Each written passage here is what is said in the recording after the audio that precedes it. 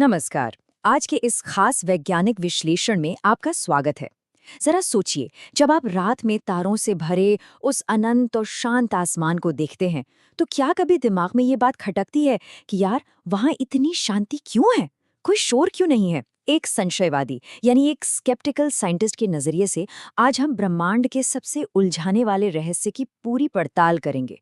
मतलब, अगर हमारे इस ब्रह्मांड में अरबों गैलेक्सीज हैं और उनमें अनगिनत तारे हैं, तो फिर ये सारे एलियंस आखिर छुपकर कहाँ बैठे हैं? बस यही है मशहूर एनरिको फर्मी का वो सवाल जिसे हम फर्मी पैराडॉक्स कहते हैं। ये सवाल सीधे तौर पर इस बात को चुनौती देता है कि हमारा ब्रह्मांड तो जीवन से भरा पूरा होना चाहिए। आज हम इसी विरोधाभास का, इसी पैराडॉक्स का एकदम साइंटिफिक तरीके से पर्दाफाश करने वाले हैं।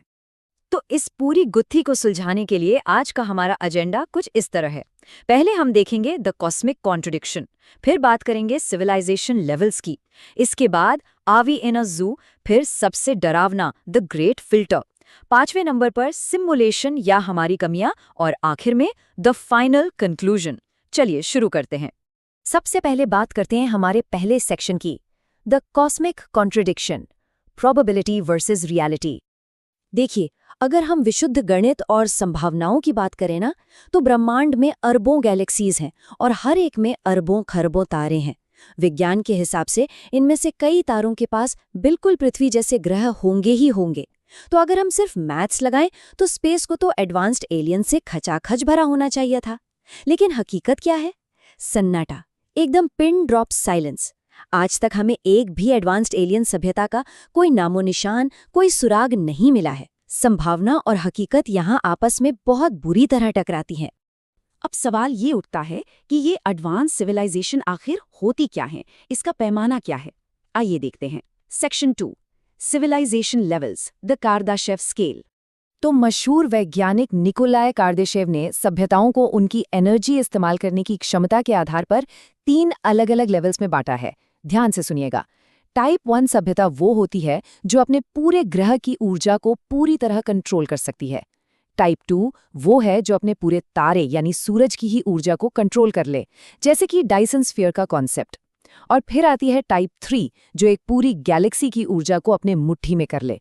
स्पेस में इतनी दूर तक सफर करने के लिए ना, इसी लेवल की भारी भरकम ऊर्जा चाहिए होती है। और अगर ऐसी कोई सभ्यता सच में मौजूद है, तो सोचिए उसके सिग्नल्स हमें कितने साफ दिखने चाहिए थे। लेकिन एक स्केप्टिकल साइंटिस्ट के नजरिए से सोचें तो हमें थोड़ा आईना देखने की जरूरत है। सच्चाई ये है कि इंसानियत अभी तक टाइप 1 सिविलाइजेशन भी नहीं बन पाई है। जी हाँ, हम अभी भी अपनी एनर्जी के लिए कोयले और पेट्रोल जैसे एकदम पुराने तरीकों पर ही अटके हुए हैं। अब चूंकि हम खुद टेक्नोलॉजी के मामले में इतने पीछे हैं, तो स्पेस को लेकर हमारे जो भी अनुमान है ना, वो बहुत ही लिमिटेड और शायद थोड़े बचकाने भी हो सकते हैं। तो अगर वो हैं तो क्या वो हमसे छुप रहे हैं? चलिए इस पर बात करते हैं सेक्शन 3 में, आर वी इन अ जू, इंटेंशनल आइसोलेशन। इसे साइंस में जू हाइपोथेसिस या चिड़ियाघर का सिद्धांत कहा जाता है। जरा इमेजिन कीजिए, हो सकता है कि वो एडवांस्ड एलियंस हमें लगातार देख रहे हों, हमारी हर हरकत को ऑब्जर्व कर रहे हों, लेकिन जानबूझकर हमसे कोई कांटेक्ट नहीं कर रहे। बिल्कुल वैसे जैसे हम चिड़ियाघर में जाकर जानवरों को देखते हैं, लेकिन उनके पिंजरे में नहीं जाते। किसी टाइप 3 सभ्यता के लिए हम शायद बस एक छोटा सा नेचुरल एक्सपेरिमेंट है। वो हमें सिर्फ दूर से स्टडी कर रहे हैं ताकि हमारे इवोल्यूशन में, हमारे विकास में कोई रुकावट ना आए। पर एक स्केप्टिकल माइंडसेट से सोचें तो एक और संभावना है, और वो सच में काफी डरावनी है। आइए देखते हैं section 4, the great filter, the bottleneck of life. ये ग्रेट फिल्टर का जो आइडिया है ना, वो सच में रोंगटे खड़े कर देता है। ये कोई दीवार नहीं है, बल्कि ब्रह्मांड की एक ऐसी अदृश्य रुकावट है, या कह लीजिए विकास का एक ऐसा बॉटलनेक है जो किसी भी सभ्यता को आगे बढ़ने से ही रोक देता है। ये थ्योरी हमें बताती है कि शायद किसी भी सिविलाइजेशन का टाइप 2 या टाइप 3 लेवल तक पहुंचना स्टैटिस्टिकली पॉसिबल ही नहीं है। वो इतना एडवांस होने से पहले ही हमेशा खत्म हो जाती हैं। अब आप सोचेंगे कि ऐसा होता क्यों है, तो इसका सबसे लॉजिकल और संभावित कारण है सेल्फ डिस्ट्रक्शन, यानी खुद को ही तबाह कर लेना। चाहे वो न्यूक्लियर हथियारों से होने वाले विनाशकारी युद्ध हो, कोई बेकाबू आर्टिफिशियल इंटेलिजेंस हो, या फिर बहुत ही भयानक क्लाइमेट चेंज। होता यह है कि एक सभ्यता स्पेस में संपर्क साधने लायक टेक्नोलॉजी तो बना लेती है, लेकिन अपनी आक्रामकता को नहीं संभाल पाती।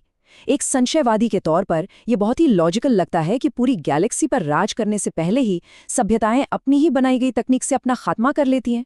शायद यही वजह है कि हम आज बिल्कुल अकेले हैं। आगे बढ़ते हैं हमारे अगले पॉइंट की तरफ। सेक्शन 5, सिम्युलेशन या हमारी कमियां, आवर फ्लॉड पर्सपेक्टिव।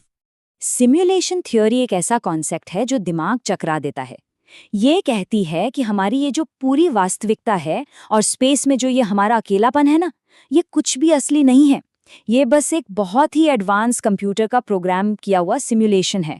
अगर ब्रह्मांड हमें इसलिए खाली लग रहा है क्योंकि उसे कोड ही ऐसा किया गया है, तो ये जो सन्नाटा है ना, वो एकदम परफेक्ट सेंस बनाता है।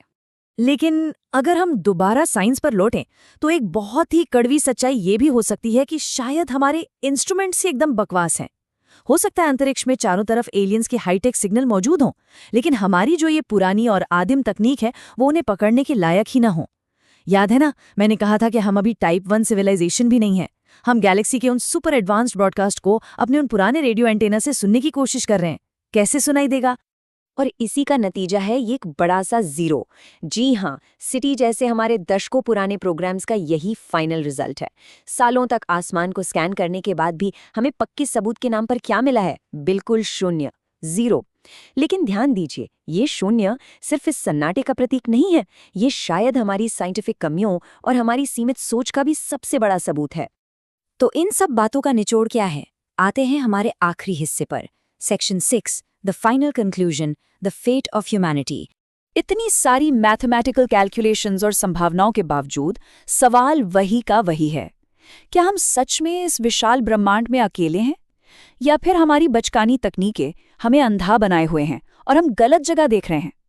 अगर हम एक स्केप्टिकल नजरिए से देखें तो सबसे ज्यादा संभावना इसी बात की लगती है कि या तो जीवन बहुत ही दुर्लभ है, या सभ्यताएं खुद को तबाह कर लेती हैं, या फिर हम अभी उन सिग्नल्स को डिकोड करने के काबिल ही नहीं हुए हैं। सच तो यह है कि विज्ञान के पास आज की तारीख में इसका कोई भी ठोस जवाब नहीं है। और इसी के साथ हम एक ऐसे सवाल पर आ जाते हैं जो हमें एलियन से ज्यादा खुद के बारे में पूछना चाहिए। क्या हमारी इंसानियत अपने इस तकनीकी बचपन को पार कर पाएगी? क्या हम अपनी खुद को तबाह करने वाली इन हरकतों से बचकर कभी सितारों तक पहुंच पाएंगे? या फिर हम भी इस ब्रह्मांड के इतिहास में महज एक और ऐसा ही असफल प्रयोग बनकर रह जाएंगे जो उस ग्रेट फिल्टर को कभी पार नहीं कर सका? ये सोचने वाली बात है। आज के इस खास विश्लेषण में हमारे साथ जुड़ने के लिए आपका बहुत बहुत शुक्रिया।